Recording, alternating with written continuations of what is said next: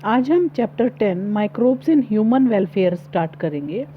तो macroscopic plants और animals के अलावा, मतलब मैक्रोस्कोपिक क्या होता है, जिनको हम नेकेड आइज से देख सकते हैं, ऐसे प्लांट्स और एनिमल्स के अलावा माइक्रोब्स भी हमारे बायोलॉजिकल सिस्टम का एक मेजर कंपोनेंट हैं। और हमने क्लास 11th में डाइवर्सिटी वाले चैप्टर में सभी लिविंग ऑर्गेनिज्म के बारे में पढ़ा था। तो कौन से अब फाइव किंगडम क्लासिफिकेशन के बारे में भी हम पढ़ चुके हैं, जो रॉबर्ट विटकर ने बनाया था। तो उस फाइव किंगडम क्लासिफिकेशन के हिसाब से दो हमारे किंगडम ऐसे थे जिनके अंदर क्या आते थे, माइक्रो ऑर्गेनिज्म आते थे। और वो दो किंगडम कौन से थे, मोनेरा और प्रोटिस्टा। अब माइक्रोब सब जगह प्रेजेंट होती हैं, जैसे कि सॉइल में, वाटर में, एयर में, यहाँ तक कि हमारी बॉडी के अंदर या दूसरे एनिमल्स और प्लांट्स हैं उनके अंदर भी माइक्रोब्स प्रेजेंट होते हैं। ये ऐसी जगह भी प्रेजेंट होती हैं जहाँ पर कोई लाइफ फॉर्म पॉसिबल नहीं होती। और जैसे कि आप देख सकते हो कि जो गीज़र्स होते हैं वहाँ पर टेम्परेचर 100 डिग्री से भी ज़्यादा होता है, लेकिन वहाँ पर भी लाइफ पॉसिबल है। या फिर वहाँ पर भी माइक्रोब्स होते हैं, या मिट्टी में बहुत गहराई में, या बर्फ़ की बहुत मोटी लेयर हो, कई मीटर मोटी लेयर भी होगी, तो उसके नीचे भी माइक्रोब्स जो है सरवाइव कर सकते हैं। यहाँ तक कि बहुत ज़्यादा हाईली एसिडिक एनवायरनमेंट होगा तो उसके अंदर भी माइक्रोब्स जिंदा रह सकते हैं। माइक्रोब्स की बहुत वैरायटी होती है, जैसे ये प्रोटोजोआ भी हो सकते हैं, बैक्टीरिया भी हो सकते हैं, फंगी भी हो सकते हैं। इसके अलावा वायरस, वायरॉइड्स, प्रायोन्स, ये सब भी क्या हैं। प्रायोन क्या होते हैं, प्रायोन होते हैं जिसमें सिर्फ प्रोटीन पार्ट पाया जाता है।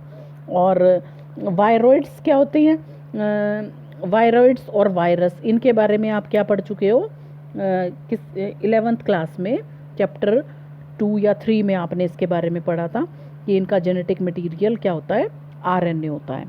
तो कुछ माइक्रोब्स यहाँ पर अगली टेबल पर दिखा रखे हैं, जैसे कि यहाँ पर आप देखो, इस डायग्राम में आपको दिखा रखे हैं। यहाँ पर ये बहुत सारे आपको क्या दिखा रखे हैं, इसमें बैक्टीरिया दिखा रखे हैं। जैसे ये रोड शेप का बैक्टीरिया है जिसको क्या करके दिखाया हुआ है, 1500 गुना बड़ा करके दिखाया हुआ है। और ये है स्फेरिकल शेप का बैक्टीरिया, इसको भी 1500 गुना बड़ा करके दिखाया हुआ है। और यहाँ पर एक दिखा रखा है आपको, फ्लैजेला दिखा रखा है, जिसमें ये निकले हुए फ्लैजेला हैं। और रॉड शेप का बैक्टीरिया है, लेकिन इसको कितना मैग्नीफाई करके दिखाया गया है, 50,000 गुना बड़ा करके इसमें दिखाया गया। तो ये तो हो गए बैक्टीरिया। यहाँ पर आप इस डायग्राम में देखेंगे, यहाँ पर दिखा रखे हैं वायरस। तो जैसे ये देख सकते हैं आप, ये एक दिखा रखा है बैक्टीरियोफेज। बैक्टीरियोफेज क्या होता है, वायरस को ऐसा वायरस जो क्या कर सकता है, बैक्टीरिया को भी इन्फेक्ट कर सकता है। और सेकंड पे दिखा रखा है एडिनो वायरस, जिसकी वजह से रेस्पिरेटरी इन्फेक्शन होते हैं। और तीसरे में यहाँ पर आपको दिख रहा है रॉड शेप का टोबैको मोज़ेक वायरस, इसको लगभग 1 लाख से 1.5 लाख गुना बड़ा करके इस डायग्राम में दिखाया हुआ है। नीचे आप देख सकते हैं, यहाँ पर पेट्री डिश में कुछ कॉलोनीज डेवलप की हुई हैं। जैसे ए में कॉलोनी डेवलप की हुई है, बैक्टीरिया की कॉलोनी डेवलप करके आपको दिखाई हुई है इस डायग्राम में। और सेकंड में आप देख सकते हो कि फंगल कॉलोनी पेट्री डिश में डेवलप की हुई है।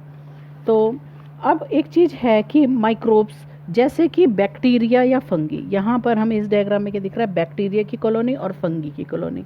मतलब हम क्या कर सकते हैं, बैक्टीरिया और फंगी को अगर हम न्यूट्रिटिव मीडियम प्रोवाइड कर दें तो इनकी कॉलोनी डेवलप हो सकती है। और फिर हम इनको कैसे देख सकते हैं, नेकेड आइज से देख सकते हैं। तो इस तरह के जो कल्चर होते हैं वो किस लिए ग्रो किए जाते हैं, किस लिए बनाए जाते हैं, जिससे कि माइक्रो ऑर्गेनिज्म की जो स्टडी है वो आसान हो जाए। अब नेक्स्ट आपका आता है कि आपने अभी तक पिछले चैप्टर में ह्यूमन हेल्थ एंड डिजीज़ में ये पढ़ा था कि माइक्रोब्स जो हैं ह्यूमन बीइंग के अंदर बहुत सारी बीमारियां पैदा करते हैं। और इसके अलावा प्लांट्स और एनिमल्स में भी ये बहुत सारी बीमारियां पैदा कर सकते हैं। लेकिन इसमें आप ये नहीं सोच सकते कि माइक्रोब्स सिर्फ हमारे लिए हार्मफुल होते हैं। बहुत सारे माइक्रोब्स ऐसे भी हैं जो कई तरीक़ों से ह्यूमन बीइंग को फ़ायदा पहुंचाते हैं। अब इस चैप्टर में हम कुछ मोस्ट इम्पॉर्टेंट माइक्रोब्स के बारे में पढ़ेंगे जो हमें फ़ायदा करते हैं। तो अब टॉपिक आता है microbes in house hold products. मतलब घर में भी हम क्या करते हैं, माइक्रोब्स की बनी हुई चीज़ों का यूज़ करते हैं या माइक्रोब्स का यूज़ करते हैं। और इसका सबसे बढ़िया एग्जांपल आता है दूध से दही बनाना। तो एक माइक्रो ऑर्गेनिज्म है लैक्टोबैसिलस। ये एक बैक्टीरिया है जिसको हम शॉर्ट में बोलते हैं lab, lactic acid bacteria. Lab क्या होता है? Lactic acid bacteria. तो ये क्या करता है, ये मिल्क में ग्रो करता है और उसको कन्वर्ट कर देता है कर्ड में।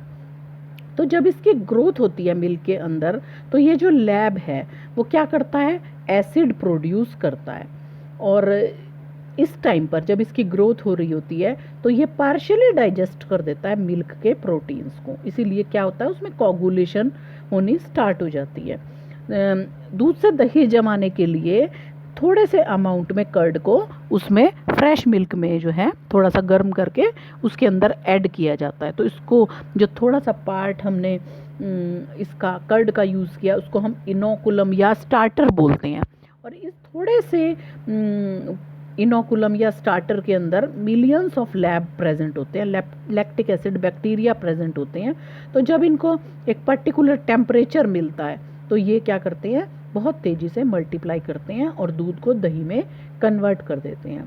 अब दूध और दही में क्या फ़र्क है कि अगर कंपैरिजन किया जाए तो जो दही की न्यूट्रिशनल क्वालिटी है वो ज़्यादा अच्छी होती है दूध के कंपैरिजन में, क्योंकि उसके अंदर विटामिन B12 प्रेजेंट होता है।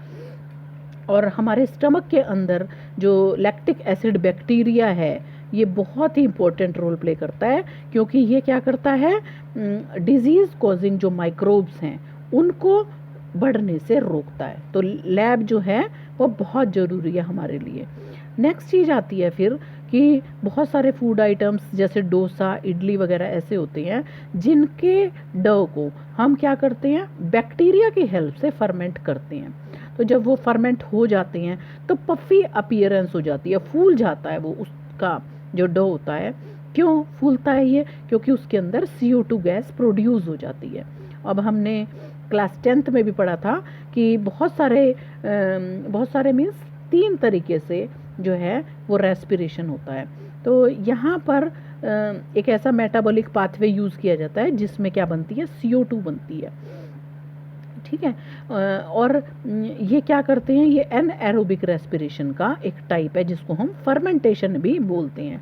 तो जब हम इडली, डोसा या भटूरे का जो मटेरियल है, डो है, उसको फर्मेंट करते हैं तो उसके अंदर ये बैक्टीरिया कहाँ से आते हैं? ये बैक्टीरिया एक्चुअली एयर के अंदर प्रेजेंट होते हैं। इसी तरीके से जो डेली रूटीन में हम ब्रेड खाते हैं उसका डो भी फर्मेंट किया जाता है एक स्पेशल टाइप के यीस्ट की हेल्प से, जिसको बोलते हैं बेकर्स यीस्ट, और इसका साइंटिफिक नेम होता है सैक्रोमाइसिस सर्विसी। बहुत सारे ट्रेडिशनल ड्रिंक या फूड आइटम्स जो हैं वो माइक्रोब्स की हेल्प से फर्मेंट करके बनाए जाते हैं।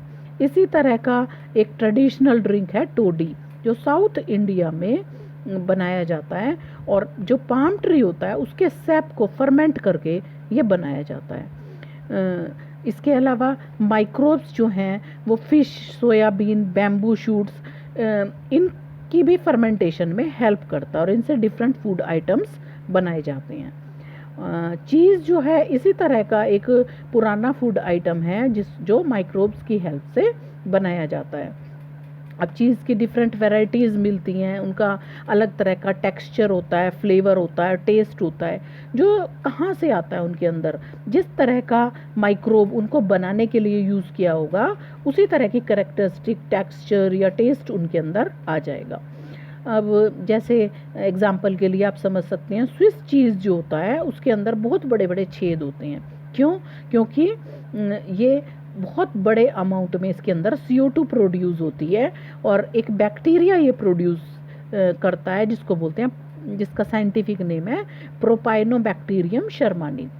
इसी तरह से चीज़ की एक वैरायटी है रॉकफोर्ड चीज़, जो फंगी को ग्रो करके बनाई जाती है, उस पर फंगी की हेल्प से उसकी फर्मेंटेशन की जाती है, जिसकी वजह से उसका एक पर्टिकुलर फ्लेवर हो जाता है। तो ये हो गया कि किस तरीके से घर में माइक्रोब्स के का यूज़ करके हम डिफरेंट फूड आइटम्स बनाते हैं। तो आज के टॉपिक में इतना ही।